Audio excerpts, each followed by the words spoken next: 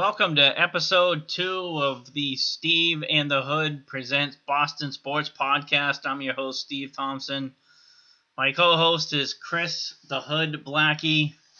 Just want to give a shout out and thank you to everyone who downloaded and listened to our first podcast. We got almost 350 downloads for the first one. I thought that was pretty good. We got some awesome feedback as well. So this episode, we're going to talk a lot about the Red Sox. Going to touch on some, Patriots training camp. I was down there last weekend, so that and a little bit of some other stuff as well. So let's go ahead and we'll start off with the Red Sox, Chris.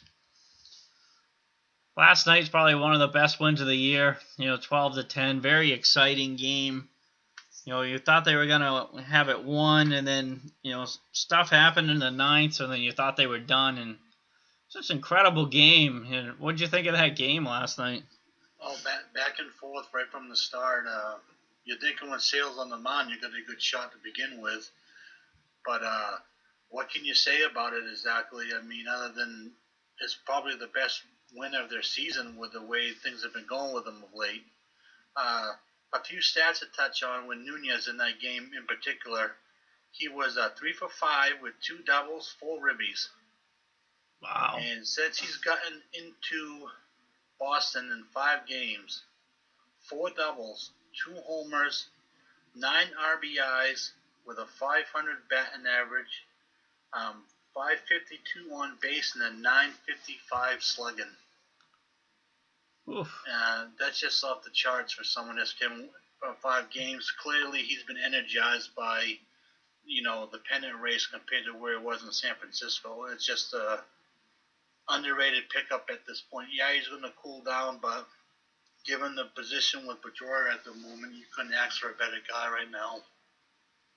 Yeah, that's a pretty good segue. Pedroia's injury, he's out until at least the 9th of August, I believe, but makes you wonder if they, I'm sure they knew about Pedroia's injury, which is why they went out and got Nunez to begin with. That guy can play multiple positions in the infield. So it's a pretty good pickup. Looks even better now that Pedroia's out. And Dombrowski, talking about Pedroia's injury, kind of made it seem like he's been dealing with it for a couple years. Right. Also, it's not going to get any better, only going to get worse. We got to manage it for the next couple years type of thing. Kind of threw me off a little bit. I know he's getting up there a little bit in age, but it's not like it's not like he's 60 years old.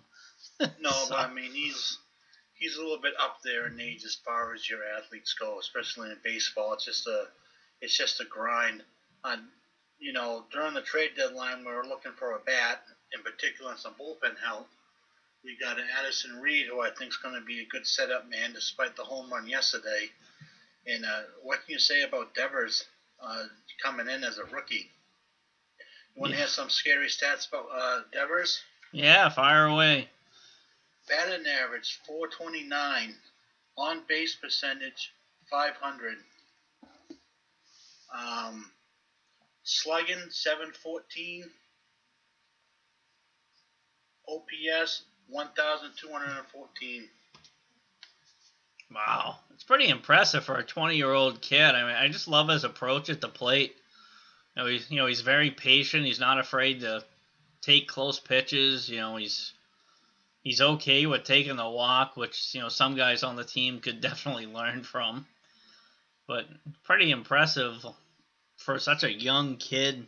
His defense, he wasn't thought of very highly as, at the defensive end. He had a little bit of a struggle when he first came up, but I think he's more than holding his own, and he's definitely making up for it on the offensive side.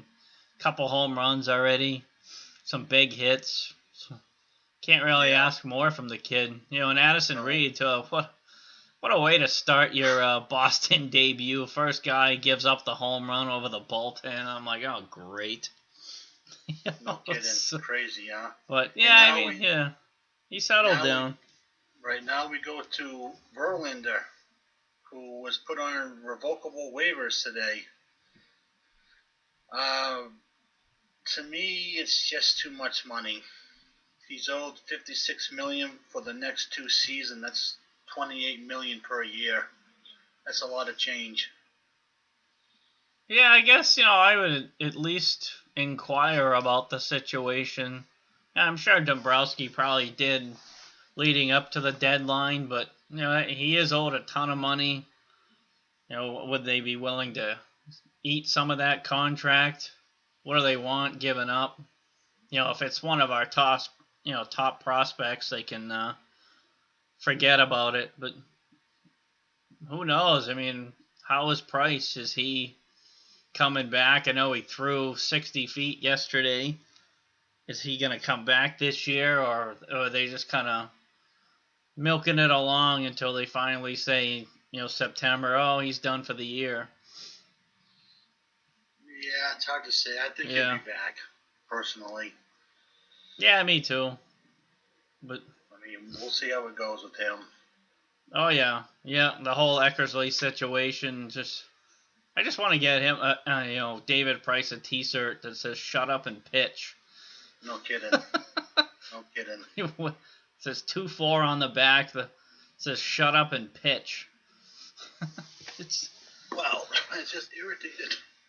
Yeah, it's incredible. It's just somebody who's like so thin-skinned. He worries what everyone says about him. He's always worried what's on the radio, what's on the internet, newspaper, probably podcast too. I know he's all over Twitter, but and one thing about Boston, you go out and pitch. That's all people want. Go out, pitch, and perform. Do your job, so to speak. If somebody wants to run their mouth about you, let them. Who cares? Exactly. It's Eckersley too. The guy's a Hall of Famer, for crying out loud. It's not like me or you spouting off at the mouth about him. It's Eckersley. Exactly. You have a little bit of clout when you're in the Cooperstown. Yeah, absolutely. Yep. Yeah, that guy was nails. Oh, yeah, you ain't kidding. Just crazy stuff going on with the Sox right now. Yep. Yeah, they got a 1-game lead in the division, so Yankees did make some moves at the deadline. They got Sonny Gray. For that, they got Todd Frazier. Right. They got another bullpen guy. So one thing Dombrowski did touch on, he's like, even though they did make a lot of moves, it doesn't always work out for the best. Chemistry is a big thing for baseball teams, so maybe they don't all gel. We've seen that around here, definitely, where it just doesn't work out for whatever reason. So. Right.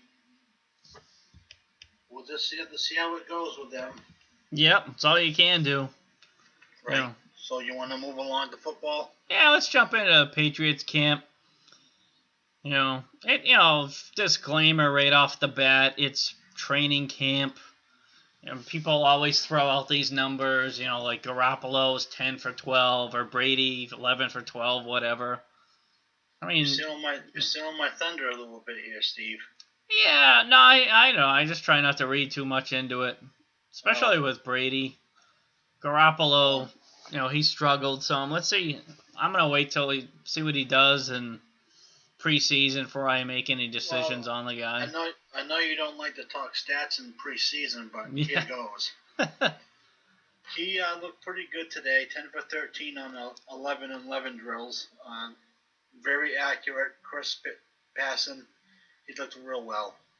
Jacoby was 6 for 9 today on 11, and something to note, Malcolm Butler completely shut down Brandon Cooks, and Brissett didn't even look his way.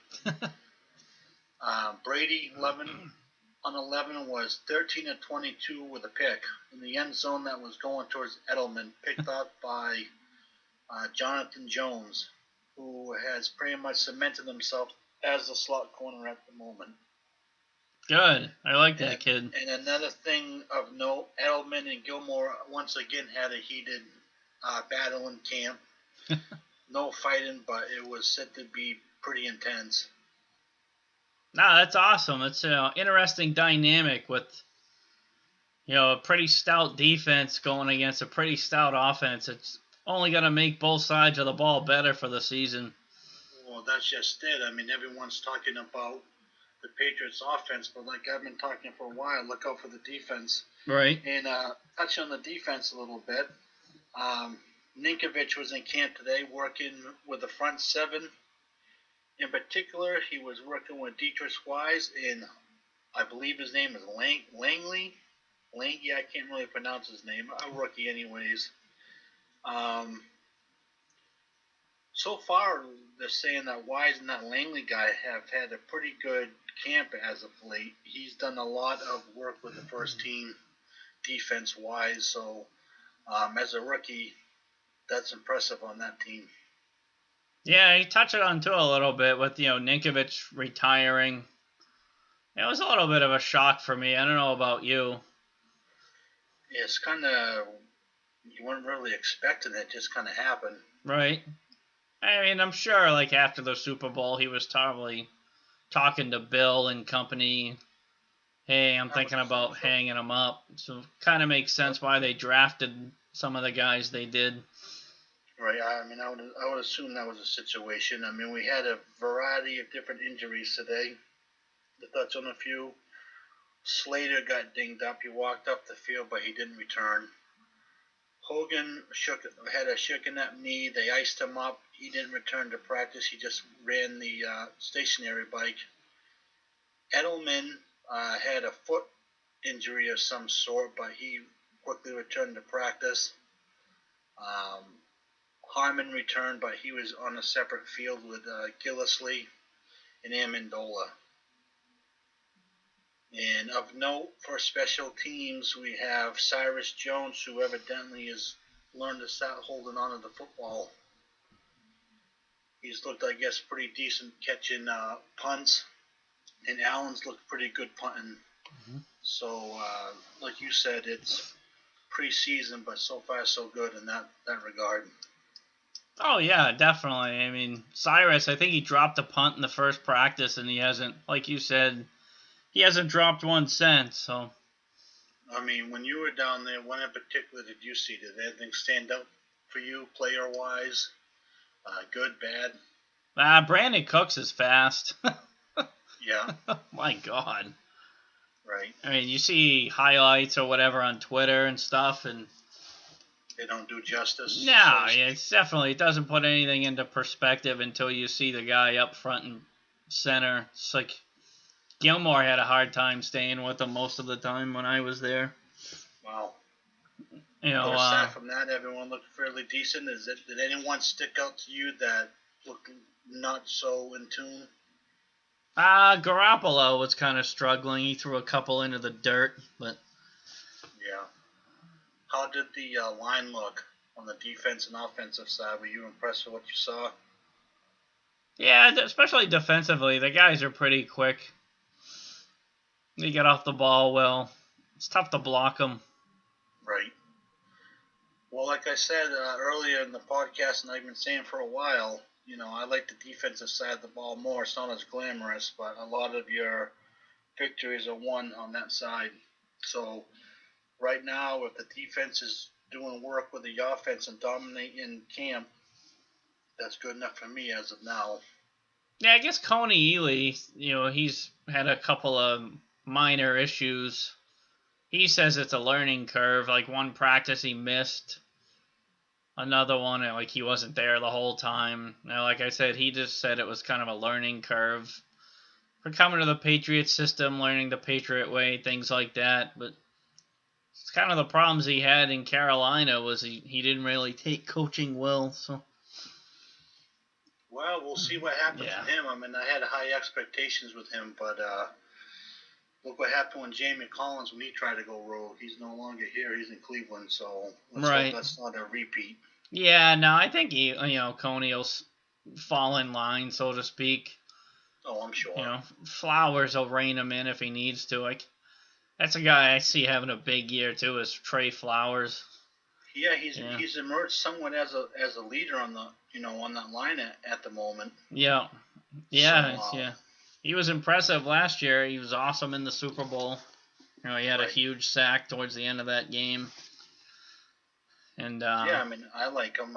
He's got potential for sure. You heard the Falcons already kind of like running their mouth. It's about how good they're going to be this year and Talk's cheap, my friend. Yeah, it's crap like that. And I wouldn't be surprised they missed the playoffs. Football's one of those weird sports. I mean, everything's going to break right for you. Yeah, I mean, just the way they lost, it's, pardon the pun, it was deflating how they lost that game. They couldn't have slept at all for a month, 2 months at least. I don't imagine they did. No, I mean, they're blaming the offensive coordinator who's no longer there and all this other crap. So definitely they're not over it. No, I can't say that I blame them, but we'll see how the season goes. Oh, Goodell actually said he's showing up for opening night. You're going to give credit where credit's due there, I suppose. Right. All right, yeah. I mean, I'm sure he's going to be in a box. He's probably going to have like 50 bodyguards around him. It's not like he's going to sit with, general population, so to speak. So, right. Yeah, and it's going to be a bunch of towels there with that clown face on it. So that'll be good. That'd be crazy. Crazy stuff. Yeah, I think Barstool's making like 30,000 towels to hand out to people. Wow. So, yeah. That's nuts. Yeah. So, and the Bruins were in China. Did you see that? Yeah, a little bit I saw. I mean, I haven't really been keeping up too much. I mean, keeping an eye on the pastrnak situation mainly, but I haven't really been paying attention as far as like China and whatnot with them. Right. Yeah, Pastrnak. A few weeks we thought that was going to get done fairly quickly. Now it's kind of in like a holding pattern, right? Trying to figure something out. Essentially, that's exactly what's going on. I mean, they're thinking the contract's going to land anywhere between 5.5 to 7 per year. They don't know if they're going to try to sign him for a bridge year, so to speak, and then cash in, or like a 4 to 5 year, we could really potentially cash in. At that point, it'd be 26, 27. A long-term deal seems unlikely to me. It'd be about 30 with a lot of sign-in bonuses and incentives. So I think that gets done. I mean, both sides are saying the right things at the moment. There don't seem to be any bad blood between the two, so it's just a hold-up of some sort, but I don't think it's nothing to be too concerned about as of yet.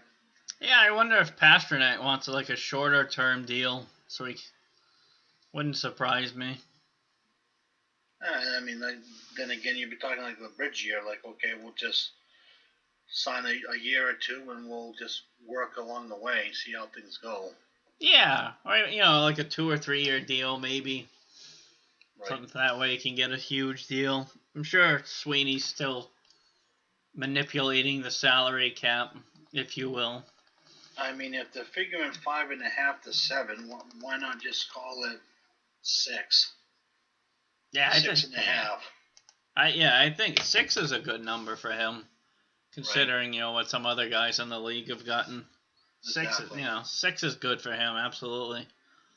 So that's why I could very much envision, like you said, like a bridge contract with him. Right.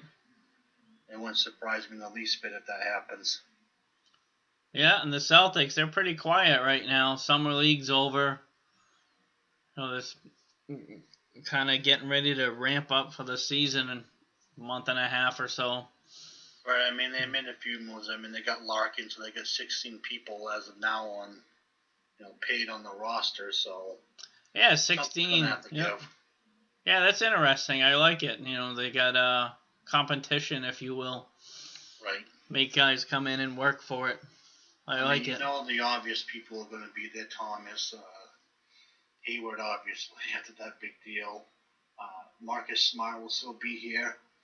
Morris, I like Morris. I think he's going to be better than some people are projecting. Barnes is going to be pretty good. So, good things going forward with them. Yeah, absolutely. Yeah, Barnes, I like his attitude. Oh, yeah. He's going to be almost cult-like, I think, in Boston when it's all said and done. Yeah, I mean, to you, doesn't he seem sort of like a no-nonsense type of guy? Yeah, exactly. Yeah. Just a bruiser, basically. Right, yeah. I mean, his numbers probably aren't going to stand out. I mean, he's probably going to do a lot of stuff you don't see on this, the sheet so much to speak, but he'll contribute in his own way. Yeah, I mean, we all know what we need. We need rebounding. Right. Box out. So. That's all you need. Yeah, a couple points here and there. Yep, that's all you need. But you're going to like their chances going forward in the East with all the tension going on in Cleveland at the moment. Yeah, Kyrie, man, he says he wants out. I think it's kind of funny in a way that he's beating LeBron to the punch, so to speak. Oh, me too. I think it's great. Yeah, he deserves it. Yeah. He just beating LeBron to the punch. LeBron was going to leave him high and dry, so why not just do it to him first? Right. Oh, yeah, no doubt. I'm pretty sure LeBron's going to L.A. next year. And as far as I'm concerned, if I was the Cleveland GM, I would do what's best for Cleveland, never mind what LeBron wants. Right. Because, like you said, he's pretty much gone next year anyways, so why cater to him if he's just going to leave you? Yeah, I wouldn't cater to him at all. I mean, he did that the last time before he left, right? And then he took off to Miami. Exactly. So. He did the same thing with Miami, too. With drafting that kid out of UConn. Or draft him, and then they draft him, and he goes anyways. Right. You can't trust that guy. No. You just can't. No, you can trust him as far as you can throw him. Obviously, he's a great talent. I mean, you'd be foolish to deny that, but... Right. As a teammate, would you be comfortable with him? No. No, me neither. No. Me neither. Yeah, and with Carmelo, like, there was a thing where he was going to get, like, traded to Cleveland, and now he doesn't want to go to Cleveland because he's not comfortable with what LeBron's going to do after next year. He's so hell-bent on going to Houston. He just is got tunnel vision, I think, Carmelo. Right. And what do they got that would appease Houston and vice versa? Yeah, I don't know. I don't see it. Yeah. I don't see it. Yeah, I think it's just more that Carmelo wants to go to Houston. He's not really looking at what Houston could send back to the Knicks. I don't think he really cares. Exactly. He just wants out. Right. So, that's another one. What do you do with that situation? You can become a malcontent real quick in that locker room. Yeah, I mean, he's got all the cards. He's got the no trade. Exactly. So you paid big dollars. Right. I mean, you might see it for the Knicks as, oh, this is a great deal for the Knicks, and he can just be like, well, I'm not going there, so find somebody else. Exactly. So sour grape, so to speak. He wants it his way or no way, basically. Right. Exactly. And you're kind of tied because you would want to pay him that money for someone who doesn't want to be there. No, I mean, no GM's gonna do that. Exactly. No. So he's kind of holding them hostage at the moment. Right. I don't know. I mean, to me, I wouldn't take him on my team. No, I wouldn't either. I know we've talked about this before. It's just, I don't know. He's just too much of a ball hog for me. Doesn't seem like a team player. Right. And it's too bad. Yeah. With Steven's system in particular, once you start doing stuff like that, it gets noticed. Oh, yeah. Thomas, in his own regard, at times gets a little bit crazy with the ball, but the offense goes through him often. So, I mean, last year he basically did almost single-handedly. I mean, he didn't have any stars. I mean, Horford is Horford. He's kind of a hard guy to explain exactly. Right. I mean, with the Knicks, I mean, at least you had Porzingis with Carmelo. Oh, yeah, definitely. So with that in mind, I mean, I'm okay with Thomas, going forward. My gut tells me, though, it's not going to be a max deal for him. I'd say 25 or 30 for 3 years. I would say in that ballpark. Yeah, it's gonna be interesting with Ainge. I mean, he's a gunslinger. He doesn't give a crap what anyone in Boston wants, as media, fans, whatever. if he got like a huge trade offer for Isaiah, I wouldn't be surprised if he did it. I mean, ultimately, I don't see him trading him, but I agree with you. I don't think he's getting max money. Probably, 25-ish. Like you said, 3 years or so. Some people are asking about who would like to see on the Celtics if trade-wise comes through. Basically, the white whale that everyone keeps talking about is Davis. That's going to take a king's ransom to land him. And he's going to have to say to ownership, I want out. They're not just going to ship him out. Right. Well, Vucevic from Orlando would be decent. Yeah, I like him. You'd be giving up a lot less. You'd probably giving up somebody like Crowder and somebody else for him. I like him as a player. Right. But it's hard to say exactly who, someone like a Davis, you're talking draft picks. Tatum or Brown are definitely involved in that deal, no doubt. You're not going to get him without giving up one or the other. Who they'd have to decide to get rid of, I don't know. But they'd have to be involved for something like that to happen. Right. Just a quick update, too. Red Sox-Indians game postponed due to rain. They've set a makeup date for August 14th. Interesting. So, you want to drop the news about what's going on and we can wrap the show up for the night? Yeah, as far as like sports, it's definitely everything I wanted to cover tonight. So, pretty big news for us. Our company's diehard Boston sports fans.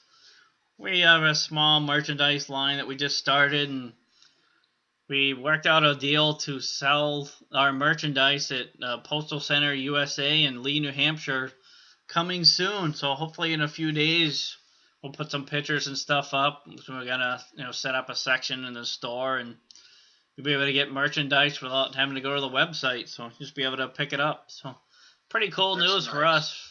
We're pretty pumped about it.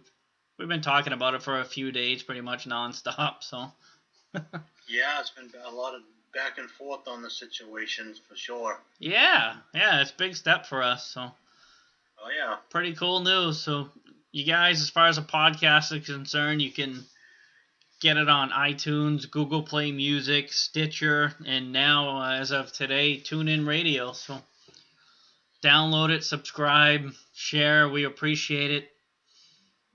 Always find us on Twitter. Mine's at Die Boss Fans, and we play for titles. Chris, what's yours?